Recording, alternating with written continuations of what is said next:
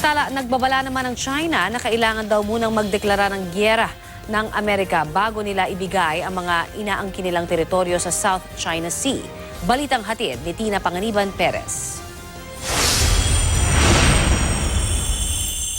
We should also acknowledge the realities about China. China's island building in the South China Sea is an illegal taking of disputed areas without regard for international norms.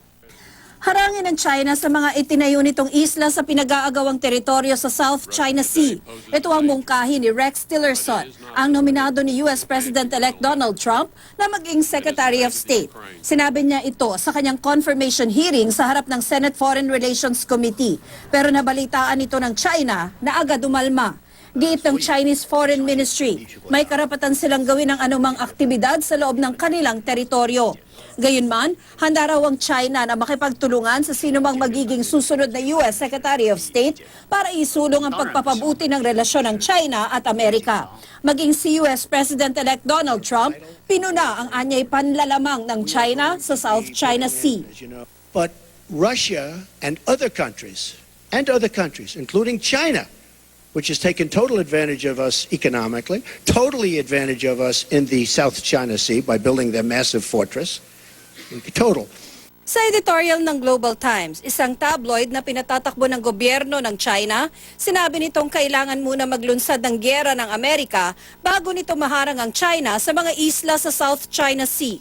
Sinabi ng Malacanang na dapat igalang ang personal na paniniwala ni Tillerson at hintayin na lang ang mga policy pronouncement ng papasok na Trump administration. Pero para sa isang eksperto, ang pagbanggit ng Chinese tabloid sa posibilidad ng giyera, posible raw magpalala ng tensyon sa rehiyon.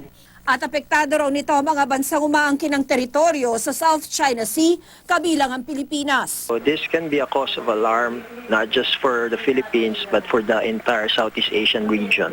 Any threats of war, any occasion for war is always bad for everyone, and especially for the South China Sea, since we have 5 claimant states. Pero kung tila nagkakatensyon sa pagitan ng China at Amerika, ang mga opisyal ng PDP Laban na partido ni Pangulong Duterte, balak makipagpulong sa Communist Party ng China. Ayon kay Senate President Coco Pimentel, mangyayari ang pulong sa Beijing sa January 22 hanggang January 25. Layon daw ng pulong na pagtibayin ang relasyon ng dalawang ruling parties. Tina Panganiban Perez, GMA News.